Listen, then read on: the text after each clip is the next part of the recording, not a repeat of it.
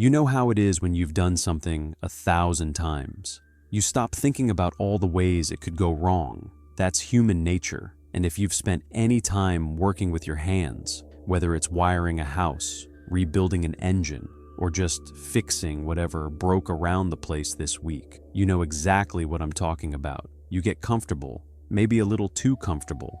That's what happened to Jake Morrison, Dave Chen, and Tommy Reeves on a Tuesday morning in late October, up in the waters off northern Alaska. 3 guys who'd been pulling fish out of those same waters for more years than some folks have been driving. Jake was the old-timer at 58, a weathered Scotsman who'd been working these waters since before GPS was something you could hold in your hand. Dave was the technical guy, 43 years old, the one who kept the electronics running and knew every quirk of their 36-foot fishing vessel like it was his own pickup truck. And Tommy? Tommy was the young gun at 31, strong as an ox and eager to prove he belonged with the veterans. On paper, it was supposed to be a routine run, nothing fancy, nothing risky, just 3 days out to check some nets they'd set earlier in the week. Maybe do a little long lining if the fish were running. The kind of trip they'd done hundreds of times before, the kind where you're back home by Friday night with a decent catch and a few stories to tell over a beer. But here's the thing about the Arctic Ocean that every fisherman learns, usually the hard way. It doesn't care about your experience. It doesn't care about your routine, and it sure as hell doesn't care about your schedule. The weather report that Tuesday morning looked about as good as you could ask for in late October. Winds light and variable, seas running 2 to 4 feet, visibility good. Dave had checked 3 different weather services on his phone while they loaded gear at the dock in Barrow. All of them said the same thing, decent fishing weather for the next 72 hours, with maybe a front moving in late Thursday, nothing they hadn't handled before. Tommy was in good spirits, joking around as they loaded the last of the fuel cans. "You old-timers worry too much," he told Jake, who was double-checking the emergency kit for probably the 3rd time that morning. "It's just 3 days. What could go wrong? If you've lived long enough, you know that's exactly the kind of thing you never, ever say out loud. It's like asking the universe to prove you wrong." Jake just grunted and kept checking gear. Emergency radio, check. Flare gun, check. Survival suits, check. Extra batteries for everything electronic, check. First aid kit that looked like it could handle anything short of major surgery, check. The man had been doing this long enough to know that the Arctic doesn't give second chances, and the difference between coming home and not coming home often comes down to the gear you hope you'll never need. Their boat, the Sarah's Dream, was a solid piece of work. Built in 1987, she was one of those heavy, no-nonsense fishing boats that looks ugly as sin, but handles rough water like a football player handles a tackle. Twin diesel engines that Jake maintained himself, electronics that Dave had upgraded piece by piece over the years, and a hull thick enough to bounce off ice without taking more than scratches. She wasn't pretty, but she was reliable, and in those waters, reliable beats pretty every single time. They cast off from Barrow just after 6 a.m. when the sun was nothing more than a pale promise on the horizon. October days are short that far north. You get maybe 6 hours of what you could generously call daylight, and the rest is various shades of gray and black. But these guys knew how to work in the dark. They had lights, they had radar, they had GPS units that could pinpoint their location to within 3 feet. Modern technology married to old-school Arctic fishing knowledge. The first few hours went exactly like they were supposed to. The engines hummed along at their steady cruising speed, burning fuel at the rate Jake had calculated down to the gallon. Dave monitored the electronics, calling out depth readings and keeping an eye on the fish finder. Tommy handled the physical work, checking lines and making sure everything was secured properly as they headed northeast toward their fishing grounds. They were making good time, running through water they all knew like the streets of their hometown. Jake could probably navigate to their fishing spot blindfolded, using nothing but the feel of the swells and the sound of the wind. Dave had every landmark and hazard programmed into his GPS, with backup coordinates stored on 2 different devices. Tommy knew exactly where every piece of gear was stowed and how quickly he could get to it if needed.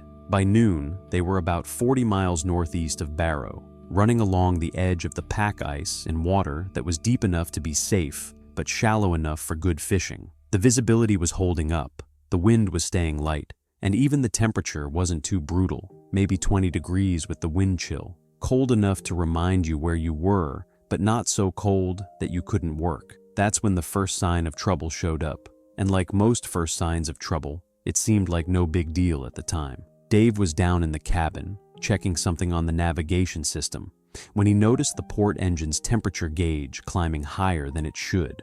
Not into the red zone, not anywhere near overheating, but higher than normal. The kind of thing that makes you take notice if you know engines the way these guys did. "Jake," he called up to the wheelhouse. "Port engine's running a little warm. Want to take a look?" Jake throttled back both engines and put the boat into a slow circle, while Dave popped the engine compartment and started checking things over. It didn't take long to spot the problem, a small leak in one of the cooling lines. Nothing dramatic, just a steady drip that had been slowly reducing their coolant level over the past few hours. "Easy fix," Dave announced, already reaching for his toolkit. "Give me 20 minutes and we'll be back in business." And it was an easy fix. Dave had spare hose, the right clamps, and the experience to make the repair without breaking a sweat. The kind of thing that happens on every fishing boat sooner or later, the kind of minor mechanical issue that separates the professionals from the weekend warriors. You deal with it, you move on, you don't let it ruin your day. But while Dave worked on the engine, the weather started doing something interesting. Nothing dramatic, nothing that would make you panic, but the wind began to shift and pick up just a little.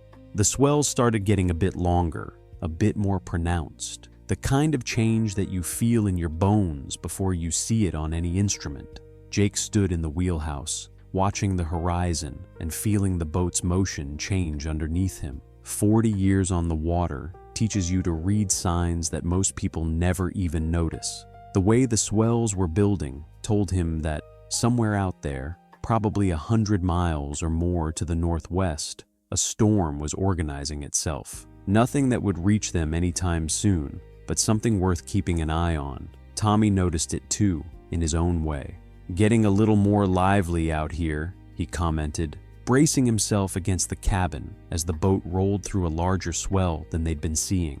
"Yeah," Jake replied, still watching the horizon. "Weather's thinking about changing its mind." Dave finished the engine repair and fired up the port motor. It purred back to life, temperature gauge settling right where it was supposed to be. Problem solved, at least for now. But as he climbed back up from the engine compartment, he noticed something else that made him pause. Their radio wasn't working right. It wasn't completely dead. They could still receive some transmissions, and the weather updates were coming through clear enough. But when Dave tried to make a routine position report back to the harbor master in Barrow, his transmission was weak and scratchy. The kind of radio problem that might be a loose connection, or a bad antenna, or just atmospheric interference from the changing weather. "Probably just the weather messing with the signal," Jake said when Dave reported the issue. "We'll keep monitoring it." It was a reasonable assumption.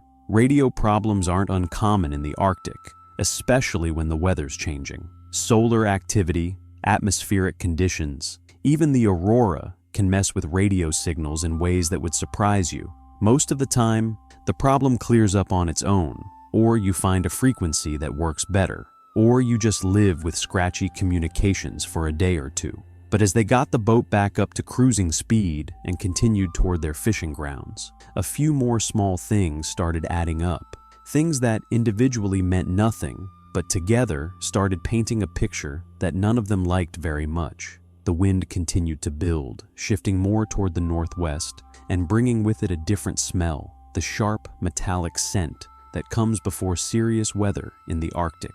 The barometric pressure, which Dave monitored religiously on his electronic weather station, started dropping faster than the forecast had predicted, and the swells, while not dangerous yet, were definitely getting more organized and powerful. Most concerning of all, when Dave tried to get an updated weather forecast on the marine radio, he couldn't reach any of the usual stations. He could hear them transmitting, but their signals were weak and broken up.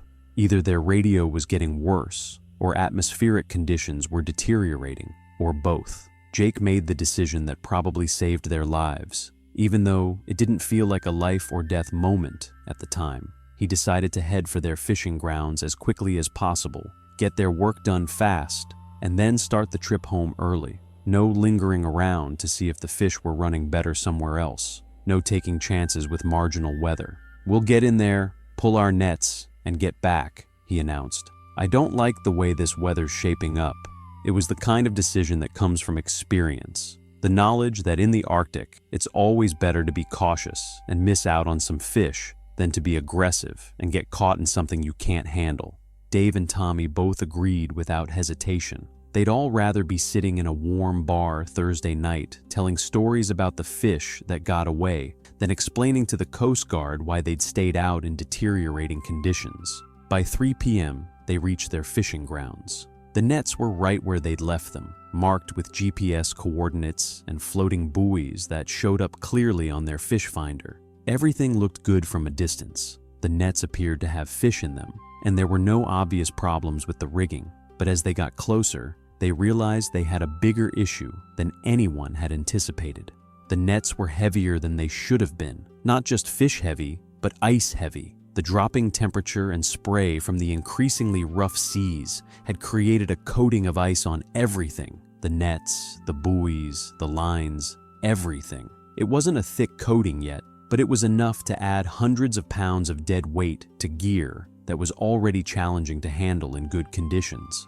Tommy started the process of hauling in the first net, using the boat's hydraulic puller to do most of the heavy work. But even with mechanical assistance, it was clear this was going to take longer than planned. The ice made everything heavier and more awkward to handle. Lines that should have run smoothly through pulleys were stiff and uncooperative. Nets that should have folded neatly into the fish hold wanted to clump together in frozen, unwieldy masses. And while they worked, the weather continued to deteriorate. The wind was now blowing steadily at 15 to 20 knots out of the northwest, with gusts that occasionally hit 25 or 30. The swells were building to 6 and 8 feet, still manageable for a boat like the Sarah's Dream, but making the work of handling nets much more difficult and dangerous. Ice continued to form on everything exposed to the wind and spray. Worst of all, visibility was starting to drop. Not fog exactly, but the kind of low-hanging cloud and blowing snow that can turn a familiar seascape into an alien landscape in a matter of hours. Landmarks disappeared, the horizon became indistinct, and distances became much harder to judge.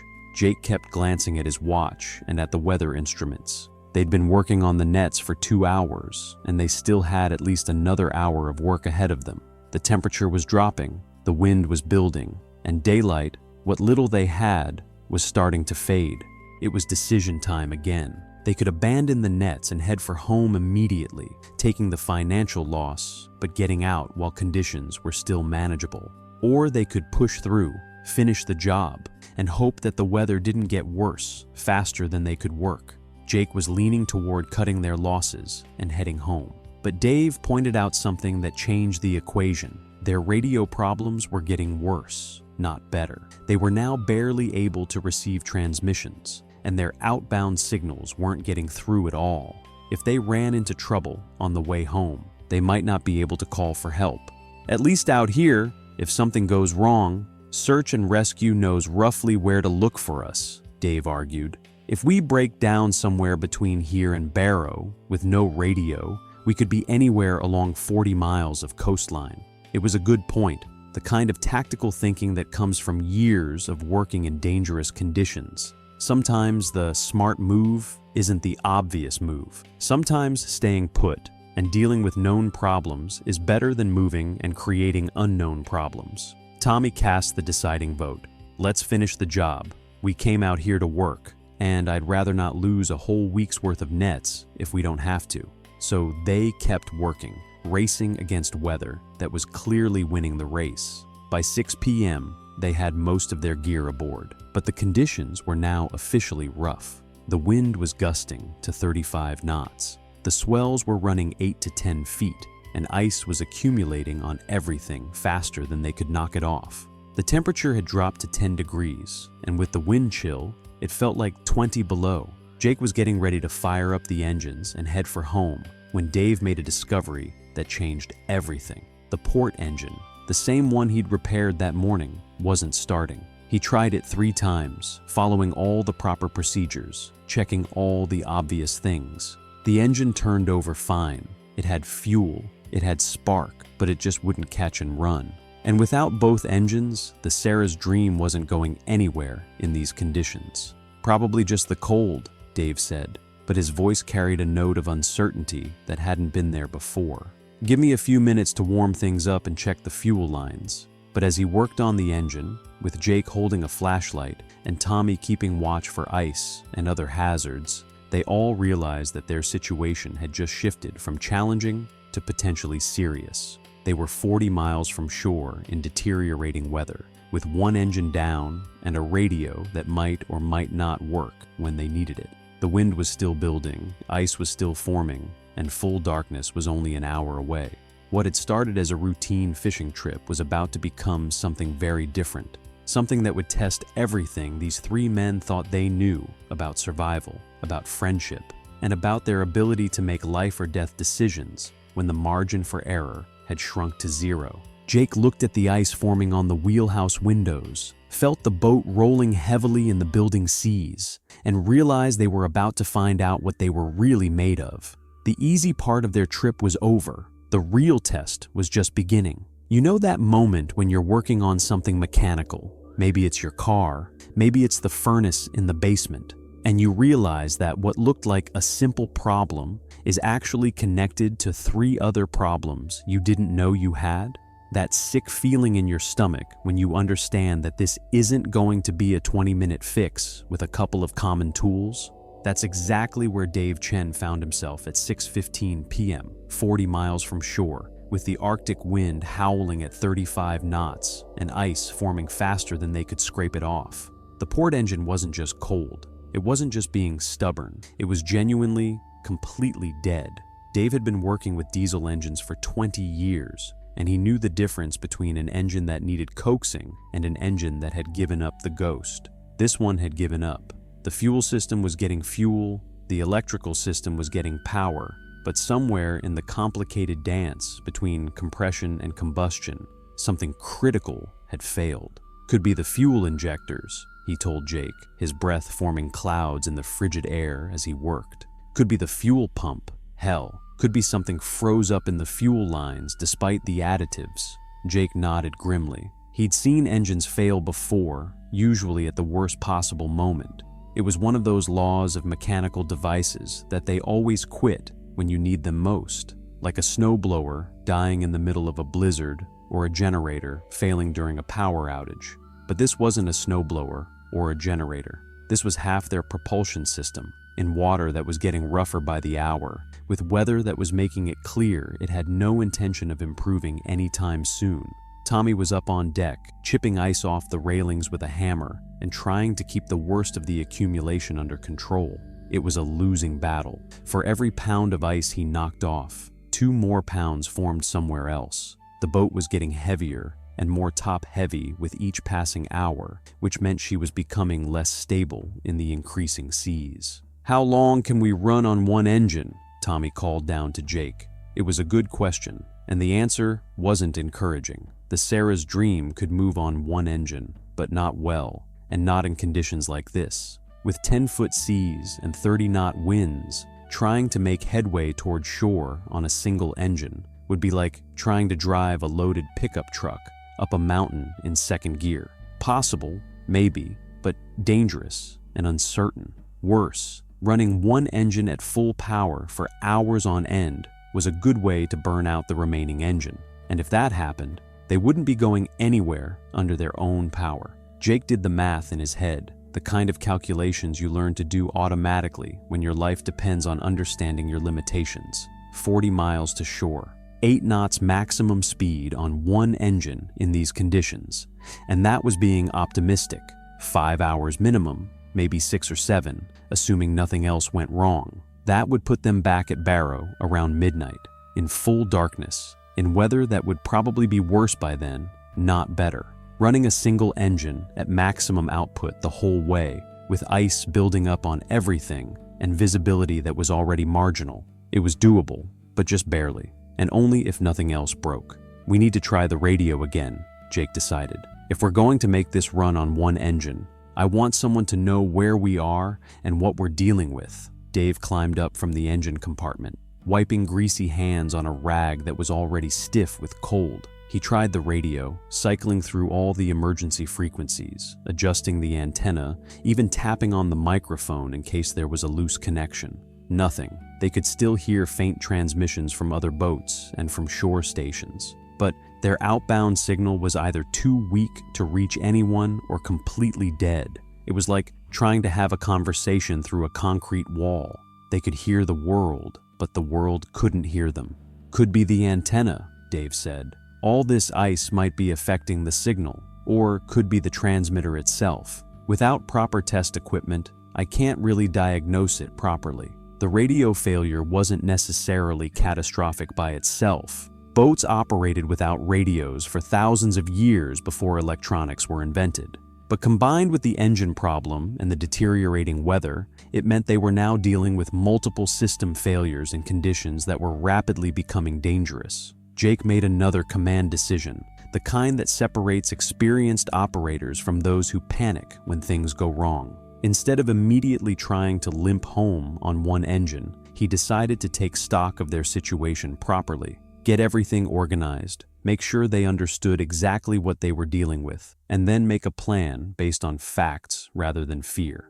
"All right," he announced, "we're going to button up for the night and deal with this properly in the morning. Tommy, secure everything on deck that can move. Dave, keep working on that engine, but don't kill yourself over it. We've got food, we've got fuel, we've got emergency gear. Let's use our heads instead of panicking." It was exactly the right call, though none of them realized just how right it was at the time. The temperature was continuing to drop, the wind was still building, and visibility was getting worse. Trying to navigate 40 miles of rough water in the dark on one engine with no radio backup would have been borderline suicidal, but staying put presented its own challenges. The boat was now taking spray over the bow regularly, and that spray was freezing instantly into a coating of ice that made every surface treacherous and added weight in all the wrong places. The wind was pushing them steadily toward shore, but not toward the safe harbor at Barrow, toward a stretch of rocky coastline where running aground would be fatal. They needed to anchor, but anchoring in 10-foot seas with 30-knot winds is tricky business, even when everything's working properly. The anchor has to hold in conditions that want to push a 36-foot boat around like a cork, but it also has to be retrievable when it's time to leave. Set it wrong, and you either drag anchor all night or you're stuck there permanently. Jake had been anchoring boats since before Tommy was born, and he knew these waters well enough to pick a spot that offered some protection from the worst of the wind and waves. About 2 miles northeast of their current position, there was a shallow area where the bottom was good holding ground and the depth was reasonable for anchoring. Getting there on one engine in deteriorating conditions wasn't going to be easy, but it was a lot more reasonable than trying to make the full run to Barrow. The trip to the anchorage took 45 minutes that felt like hours. The single engine labored against the wind and waves, making slow progress while ice continued to build up on everything exposed to the elements. Dave worked on the dead engine between waves, trying different approaches to get it running, while Tommy fought a constant battle against ice accumulation. By the time they reached the anchoring spot Jake had picked, it was full dark and the wind was gusting to 40 knots. But the water was slightly calmer here, protected by a shallow reef that broke up some of the worst waves, and Jake was able to get the anchor set properly on the second try. For the first time in hours, they weren't fighting to control the boat's movement. The anchor held, the bow pointed into the wind the way it was supposed to, and the motion settled into the steady rhythm of a boat riding properly to her anchor in rough weather. It should have felt like a victory, but it didn't.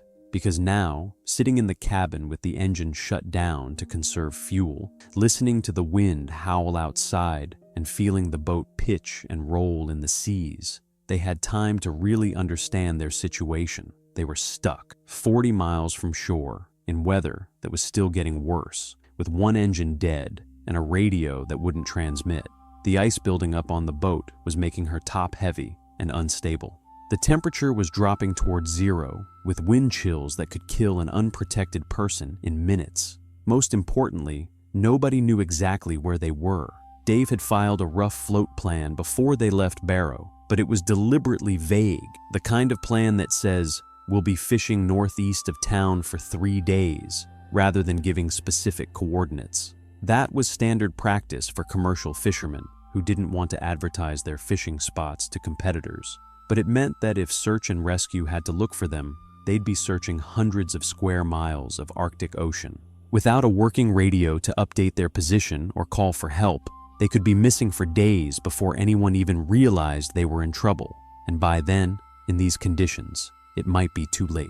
"How much food do we have aboard?" Jake asked Dave, who kept track of the provisions. 3 days' worth, if we're not too picky about what we eat, Dave replied. "Plus emergency rations for another couple days beyond that. Water's not a problem. We've got plenty. Plus, we can always melt ice if we have to. Fuel? Maybe 18 hours of running time on the good engine, if we're careful. More if we just run it intermittently to keep the batteries charged and the cabin warm." Tommy looked up from where he'd been studying the chart, plotting their position relative to shore and trying to figure out their options. "What about the Coast Guard? Don't they patrol these waters?" "Not regularly," Jake replied, "and not in weather like this unless there's a specific emergency they're responding to. We might see a patrol plane if the weather clears, but that's about it." The reality was sinking in. They were on their own, at least for the immediate future. No one was coming to look for them until they failed to show up back in port, which wasn't supposed to happen until Friday. It was now Tuesday night. That gave them roughly 60 hours to either fix their problems and get home under their own power, or to attract the attention of someone who could help them. 60 hours in conditions that were already challenging and showed no signs of improving. Dave went back to working on the engine, this time with the systematic patience of someone who understands that this might be their only way out. He started from the beginning, checking every system, every connection, every component that could cause an engine to fail. Jake got on the radio and started working through every frequency he could find, trying different power settings, different antenna configurations, anything that might get a signal through to someone who could help them. Tommy took inventory of their emergency supplies, laying everything out in the cabin so they could see exactly what they had to work with: emergency food, fresh water, first aid supplies, flares, emergency beacons, cold weather gear, tools, spare parts. It was a decent collection of survival equipment, the kind of gear that any experienced Arctic fisherman carries as insurance against exactly this kind of situation. But looking at it spread out on the cabin table, it seemed awfully small compared to the size of their problem. Outside, the wind continued to build, and the ice continued to accumulate on every surface. The boat's motion was getting more violent as the ice made her increasingly top-heavy.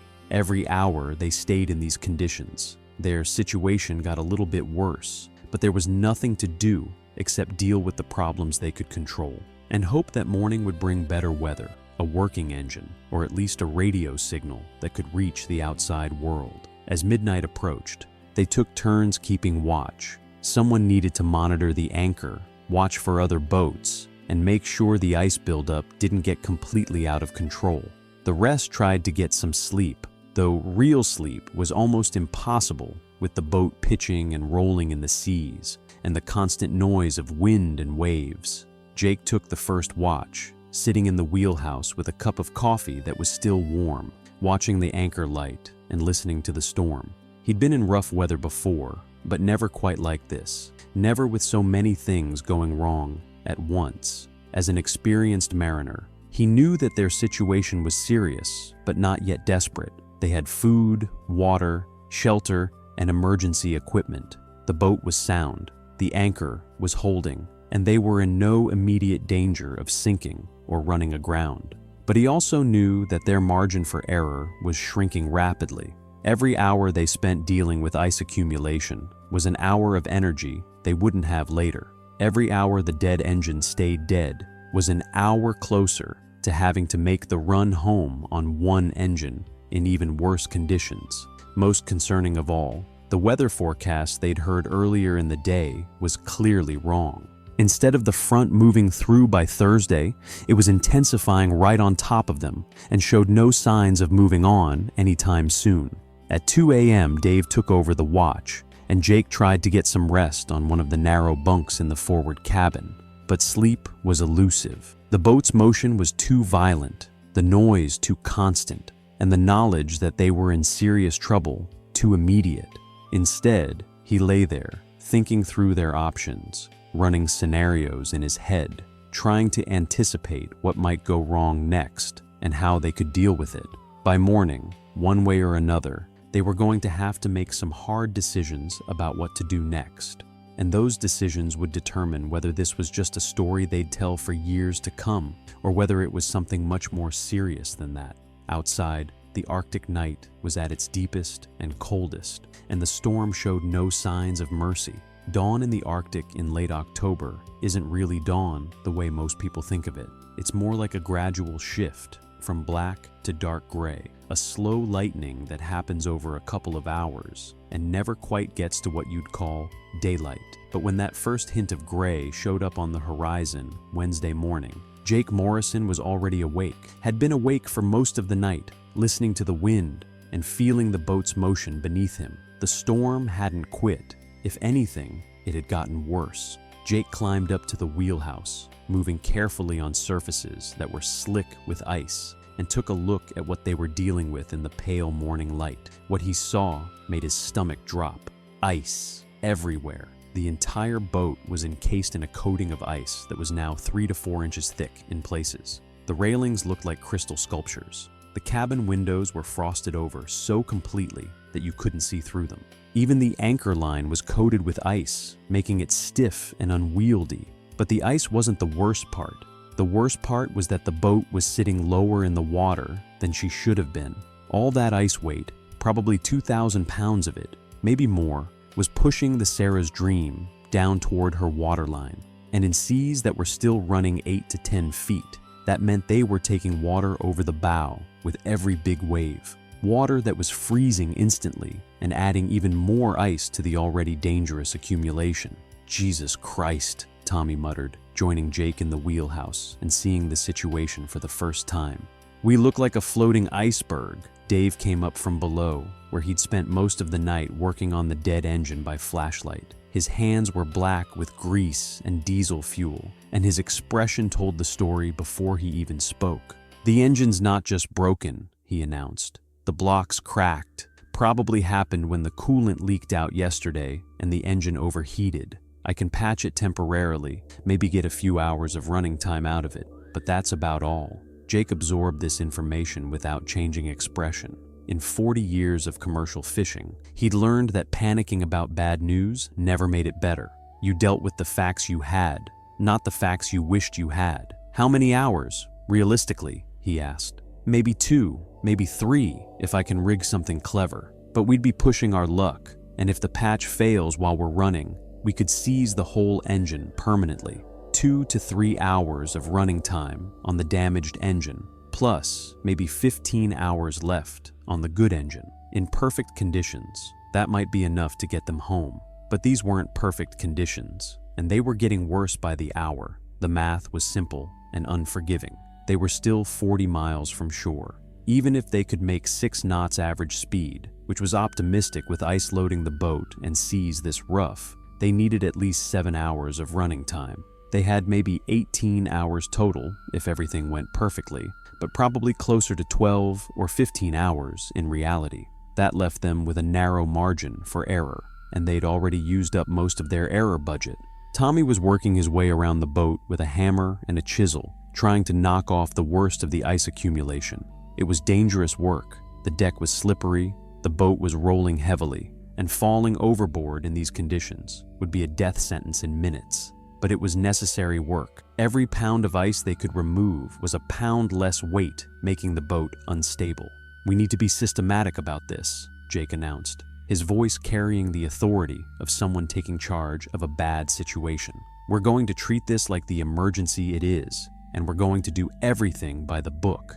The book, in this case, was decades of Arctic survival knowledge that these men had absorbed through experience, training, and the kind of hard-won wisdom that comes from working in one of the most unforgiving environments on Earth. Rule number 1, conserve energy and resources. Every calorie they burned, every gallon of fuel they used, every ounce of fresh water they consumed had to be accounted for and rationed like it was the last they'd ever see. Rule number 2, stay warm and dry. In Arctic conditions, hypothermia was always the biggest killer, more dangerous than drowning, more dangerous than injury, more dangerous than anything else.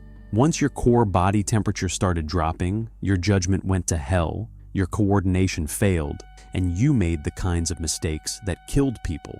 Rule number 3, maintain communications and signaling capability. Even with their radio down, they had other ways to signal for help. Flares, emergency beacons, mirrors, anything that could attract attention from passing aircraft or vessels. Rule number 4, stick together and maintain morale. 3 people working together had a much better chance of survival than 3 people each trying to save themselves. And keeping spirits up, keeping everyone thinking clearly and working effectively was just as important as any mechanical repair. Jake started by establishing a watch schedule. Someone needed to be monitoring conditions, working on ice removal, and watching for any sign of rescue aircraft or vessels at all times. 4-hour shifts, with specific responsibilities for each watch. Dave would continue working on the engines during his off-watch time, trying to get the maximum possible running time out of their remaining propulsion. Tommy would handle most of the ice removal, since he was the strongest and most agile. Jake would coordinate everything and make the strategic decisions about when to run, when to conserve fuel, and how to best signal for help. They also established strict rationing protocols. Food was limited to 2 small meals per day, plus emergency snacks if someone was working particularly hard. Water was limited to what they needed to stay hydrated. No coffee, no hot chocolate, no washing unless absolutely necessary. Every drop of fresh water was precious. Even though they were surrounded by ice, they could melt if they had to. Fuel rationing was even more critical. They would run the engine only when absolutely necessary, to charge the batteries, to prevent the cabin from getting so cold that equipment failed, and to run the bilge pumps if they started taking on water. No unnecessary engine time, no running the heater just for comfort. Most importantly, they established communication protocols. Every hour, on the hour, they would try the radio on all emergency frequencies. They would monitor the marine radio constantly for any traffic that might indicate other vessels in the area, and they would keep their emergency beacons ready to activate if conditions got desperate. By 8 a.m., they had a plan and a routine. It wasn't a good plan. There was no good plan for their situation, but it was a workable plan that gave them the best possible chance of surviving until rescue arrived, or until they could get home under their own power. The ice removal was back-breaking work. Tommy would go out on deck for 20-minute shifts, chipping and hammering at the ice accumulation, trying to keep the worst of it under control. But for every pound he knocked off, the spray and freezing temperatures added more. It was like trying to empty a bathtub with a teaspoon while someone kept the faucet running. Dave's work on the engines was equally frustrating. The good engine was running fine, but he couldn't test it properly without using precious fuel. The bad engine was repairable, but only temporarily, and any repair he made would probably fail at the worst possible moment.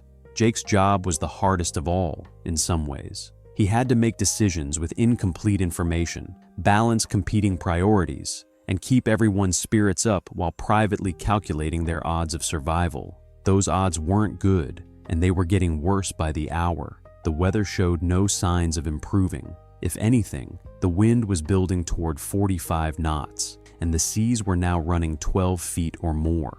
The temperature had dropped to 5 below zero, with wind chills that were probably 40 below. Most concerning of all, they were starting to take on water. Not a lot, just a few gallons per hour, but the bilge pump had to run regularly to keep up with it. That meant more drain on the batteries, more fuel consumption to keep the batteries charged, and less reserve capacity for emergencies. At 10 a.m., Dave made a discovery that changed their tactical situation significantly. While working on the radio trying to trace the source of their transmission problems, he found something that gave him hope. Their emergency beacon was working perfectly.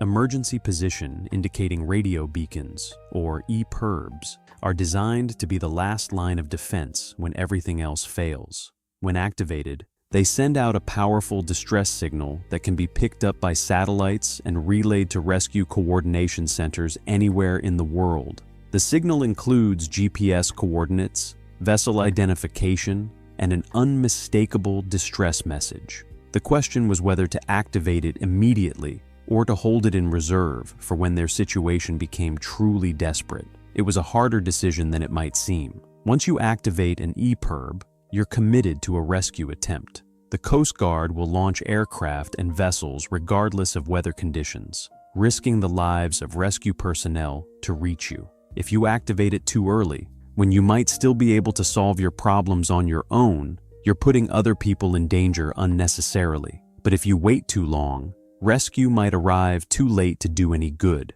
Jake wrestled with the decision for an hour, considering all the factors: their current condition, serious but not immediately life-threatening; their prospects for self-rescue, possible but uncertain; the weather conditions, bad and getting worse; the availability of rescue resources, limited by the same weather that was causing their problems. At 11 a.m., he made the call. "We're going to hold off on the beacon for now," he decided. "We've got at least another 12 hours before our situation becomes truly critical. Let's see if we can get that engine running, or if the weather improves, or if we can raise someone on the radio." It was a calculated risk, the kind of decision that experienced leaders have to make when there are no good options. Wait too long, and help might not arrive in time. Activate too early, and you might be calling for rescue when you could have saved yourself. Dave nodded and went back to working on the engines. Tommy continued his battle against the ice. Jake kept monitoring the radio and watching the weather. By noon, their situation had stabilized somewhat. They weren't getting better, but they weren't getting worse as fast as they had been. The ice accumulation was under some control. The bilge pumps were keeping up with the water they were taking on, and the boat was riding reasonably well to her anchor despite the rough conditions. But they were burning through their resources faster than Jake was comfortable with. Food wasn't a problem yet, but fuel and battery power were becoming concerns. Every hour they stayed anchored was an hour less running time for the trip home. More importantly, the weather forecast they were able to pick up on the radio was not encouraging. The storm was intensifying and showed no signs of moving on for at least another 24 hours, maybe longer. That afternoon, Dave managed to get the damaged engine running for 45 minutes, long enough to charge the batteries and give them hope that they might have enough power to make a run for shore. But the temporary repair failed exactly as he'd predicted, and they were back to one engine and diminishing options. As Wednesday evening approached, Jake realized they were facing another night of rough weather, ice accumulation, and gradually worsening conditions. Their margin for error was getting smaller by the hour, and they were no closer to rescue than they'd been that morning. It was time to start making some hard choices about their priorities and their survival strategy, because Thursday morning might bring decisions that would determine whether they lived or died. And outside, the Arctic night was falling again, bringing with it temperatures that could kill, and winds that showed no mercy to three men who were running out of time. You know how when you're working outside in cold weather, maybe shoveling snow, maybe fixing something in the garage with the door open in January, your fingers start getting clumsy before you really notice you're cold? It's not painful at first. It's just that suddenly you can't quite grip things the way you should, can't feel exactly what you're touching, can't make the fine movements you need to thread a bolt or hold a flashlight steady. That's how hypothermia starts. Not with dramatic shivering or obvious distress, but with small failures of coordination that creep up on you until you realize your body isn't quite obeying your brain the way it should. Thursday morning, that's exactly what Tommy Reeves was experiencing as he worked on deck, trying to clear ice from the anchor windlass. His hands were steady enough, but when he went to pick up his hammer, he fumbled it twice before getting a solid grip. When Jake called down to him from the wheelhouse, it took him a second longer than it should have to process the words and respond. Nothing dramatic, nothing that would make you think medical emergency. Just a young man who'd been working in sub-zero temperatures for 36 hours, burning more calories than he was consuming, getting less sleep than his body needed, and pushing himself harder than was sustainable. But Jake Morrison had seen hypothermia before, and he recognized the signs. "Tommy," he called down, "come up here and get some coffee in you. Dave can take over the ice detail for a while." Tommy started to argue. He was the youngest, the strongest, the one who should be doing the heavy work. But when he tried to climb the 3 steps from the deck to the wheelhouse, his legs felt heavier than they should have. His coordination was just a fraction off, enough that he had to grab the handrail and concentrate on each step. Inside the cabin, with a cup of hot coffee warming his hands, Tommy began to realize how cold he'd actually gotten. The warmth made his fingers tingle and burn as circulation returned. His core body temperature had dropped enough that his body was shutting down blood flow to his extremities to preserve heat for vital organs. It was a warning sign, not a crisis yet, but a clear indication that their situation was starting to affect them physically in ways that could become dangerous quickly.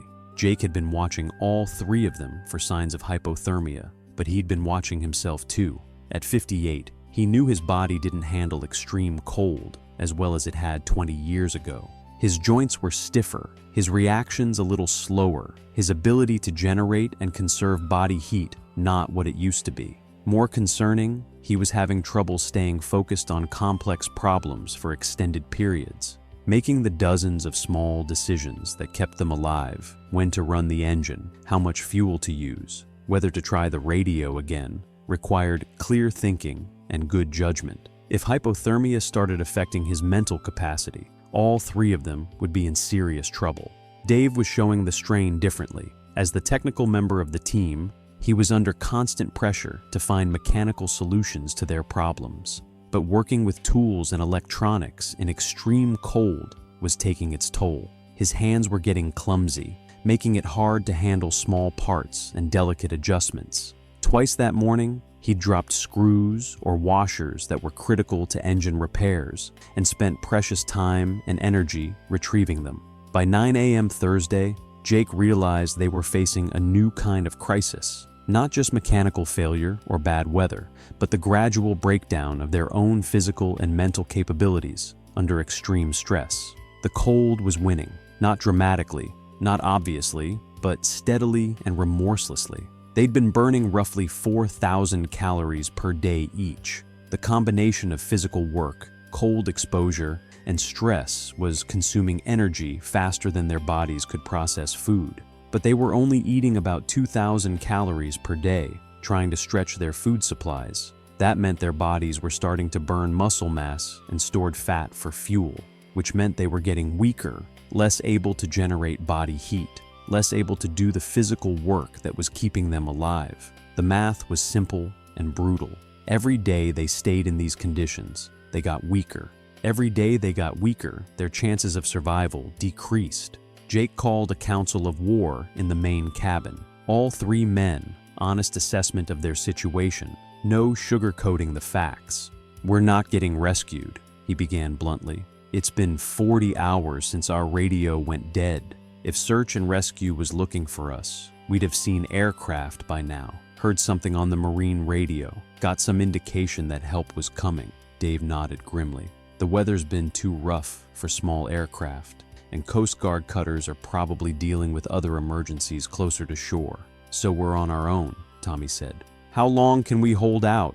It was the question they'd all been thinking about, but nobody had wanted to ask directly. Jake had been doing rough calculations in his head for hours. Food supplies, fuel consumption, battery life, their physical condition, weather forecasts, ice accumulation rates, all the factors that would determine whether they lived or died. "If we stay anchored here, trying to ride out the storm, maybe 3 more days," he said. "Maybe 4 if we're lucky and nothing else breaks. But we'll be in no shape to help ourselves by then." "What about making a run for shore?" Dave asked. "On one engine, in these conditions. Carrying all this ice weight? Jake shook his head. It's risky as hell. We might not make it, but if we stay here much longer, we definitely won't make it.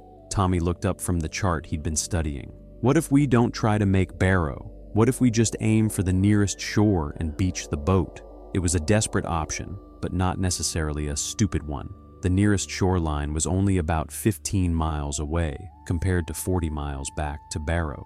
Even on one engine, they might be able to cover that distance before the engine failed, or conditions got worse.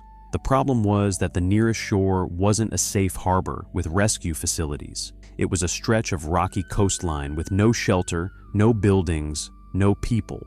If they beached the boat there, they'd be trading one survival situation for another, possibly worse survival situation. But they'd be on land, where they could build a shelter, start a fire, and signal for help more effectively than they could from a disabled boat 40 miles offshore.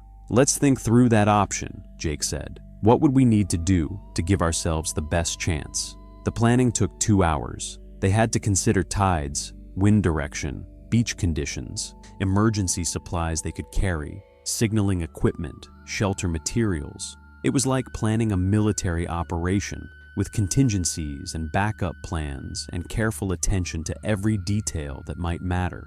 The more they talked through it, the more it seemed like their best option. Not a good option, but better than staying anchored and slowly freezing to death or running out of food and fuel. But first, they needed to prepare the boat and themselves for what might be a one-way trip.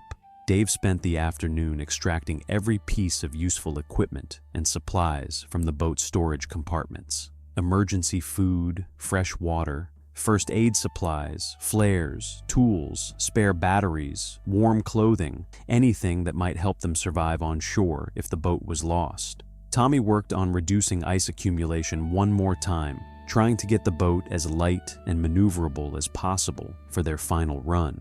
It was exhausting work, and he was clearly operating at the edge of his physical capabilities, but he kept at it with the stubborn determination of someone who understands that his life depends on the details. Jake studied charts and weather information, trying to pick the best possible landing spot and the optimal time to make their attempt.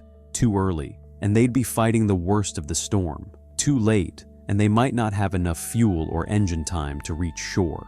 As Thursday afternoon wore on, they began to notice something that scared all of them more than engine failure or bad weather. They were starting to make mistakes, small mistakes at first.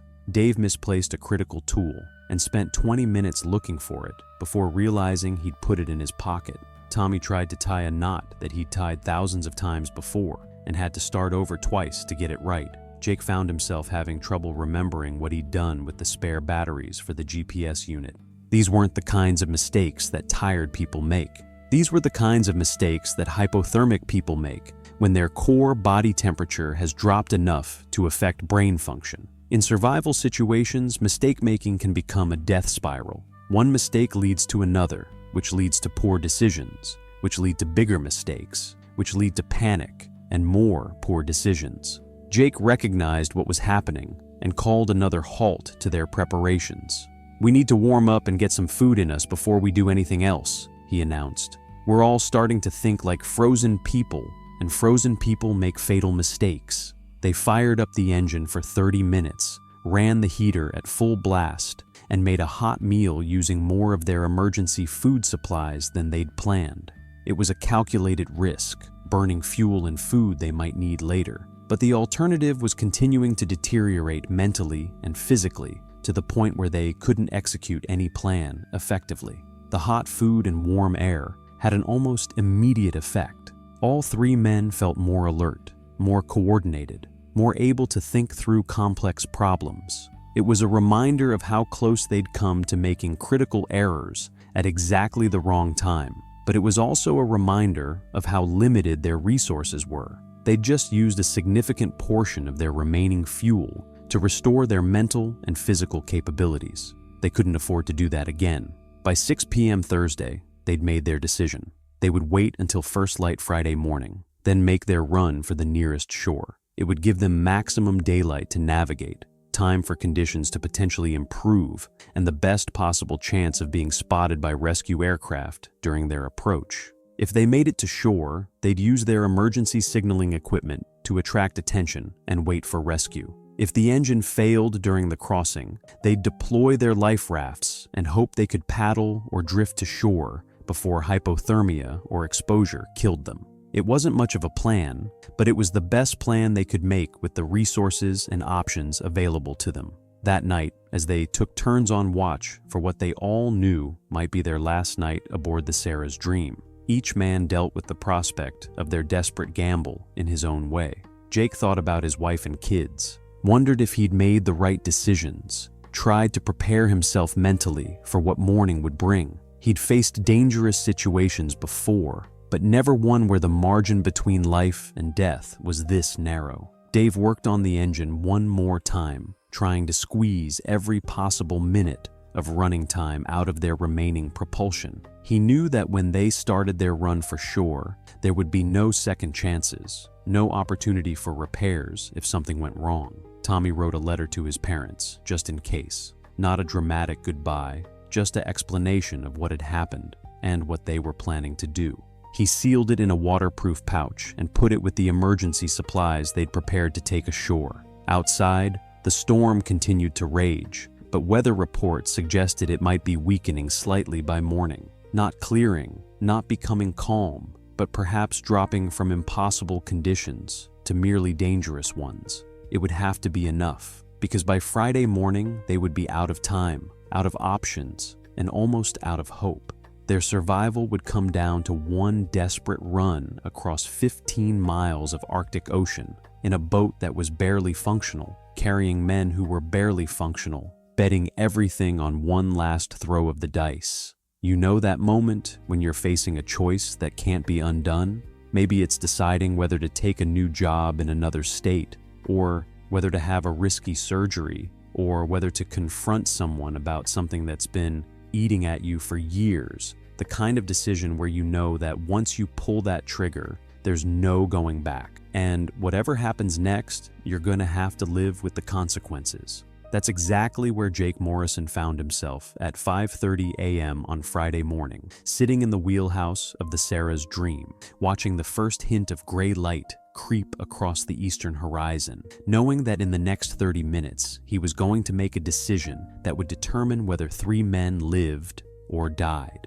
The weather had improved slightly overnight, but slightly was a relative term in the Arctic Ocean. The wind had dropped from 45 knots to maybe 35, and the seas had come down from 12 feet to perhaps 10. Still dangerous, still challenging, but no longer completely impossible for a 36-foot fishing boat running on one engine and carrying a dangerous load of ice. Dave was in the engine compartment, making final preparations on their single working motor.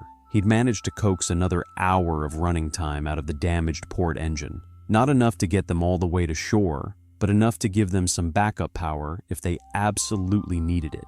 Tommy was on deck, making a final attempt to reduce their ice load. Every pound they could shed was a pound less weight, pushing them down into the water, making them more stable and more maneuverable for what was going to be a challenging run.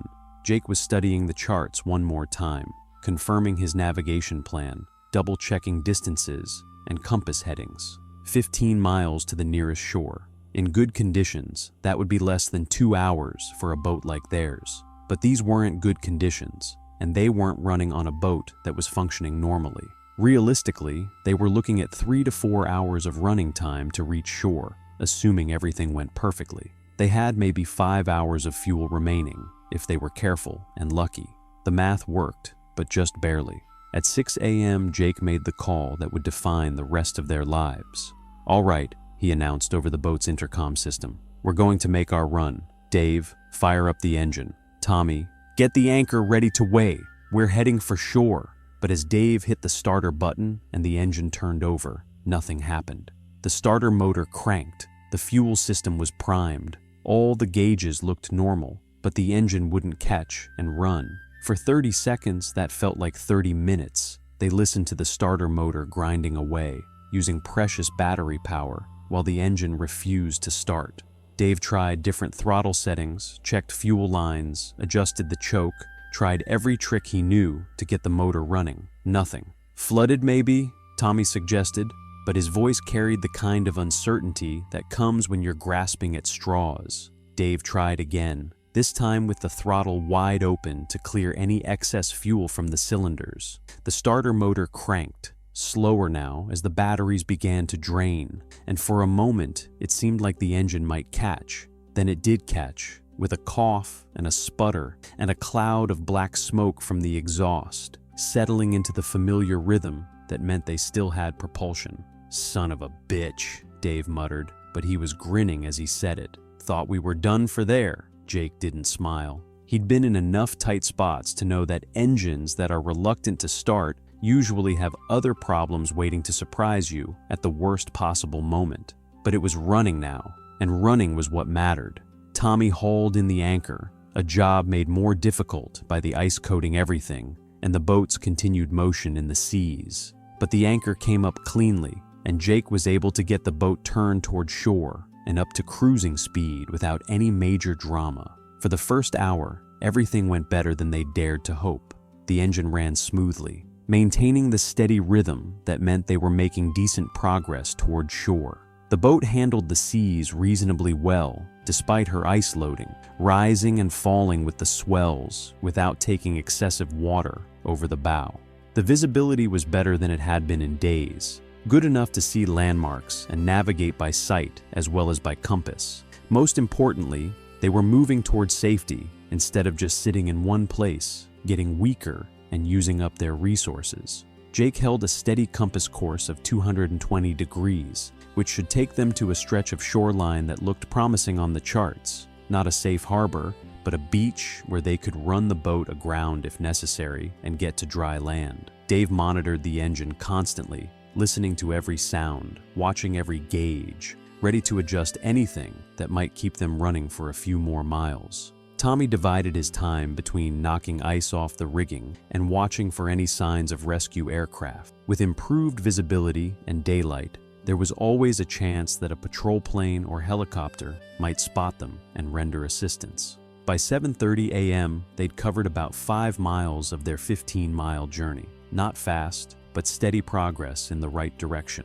Jake began to think they might actually make it to shore under their own power. That's when the engine started making a sound that every mechanic recognizes and dreads, a rhythmic knocking that comes from deep inside the motor, the sound of metal parts hitting other metal parts in ways they were never designed to do.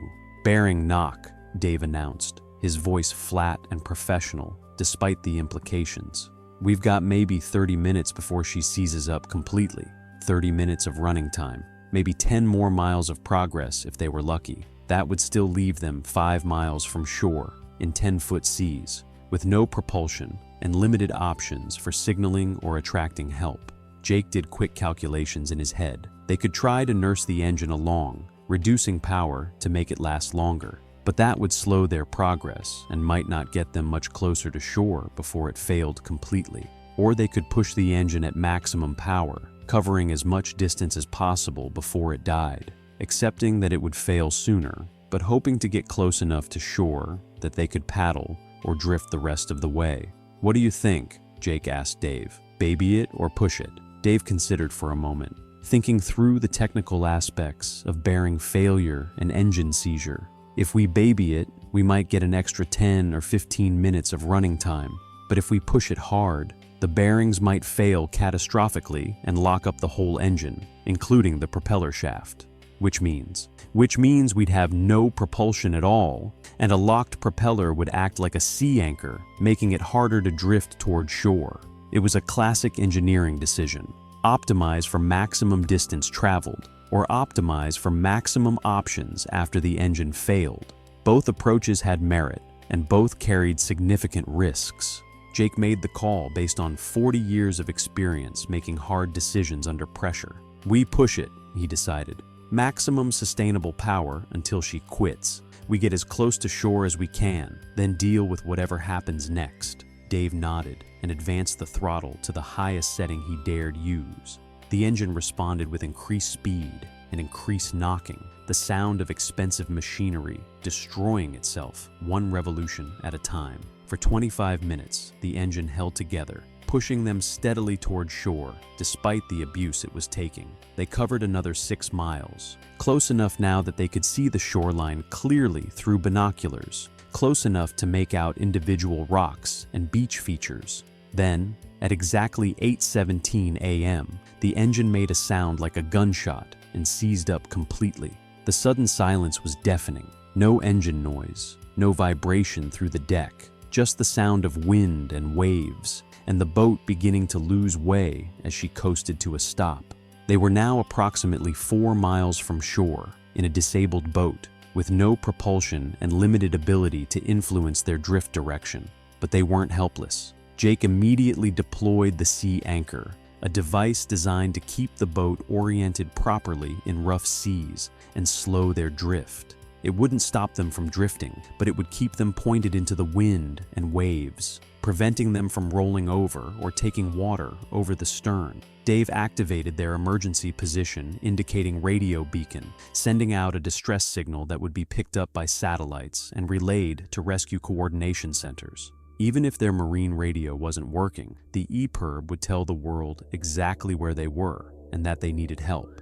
Tommy prepared their emergency flares and signaling equipment, getting everything ready to attract the attention of any aircraft or vessels that might be in the area. Most importantly, Jake made the decision that probably saved all their lives. Instead of trying to paddle toward shore or attempting to jury-rig some kind of propulsion system, they stayed with the boat. It was counterintuitive. Every instinct said to try to reach shore, to take active measures to improve their situation. But Jake understood something that many people in survival situations don't. Sometimes the best action is no action. The Sarah's Dream was a large, visible target that would be easy for rescue aircraft to spot. She was equipped with emergency equipment, food, water, and shelter. She was much more seaworthy than any life raft or emergency dinghy they could have deployed.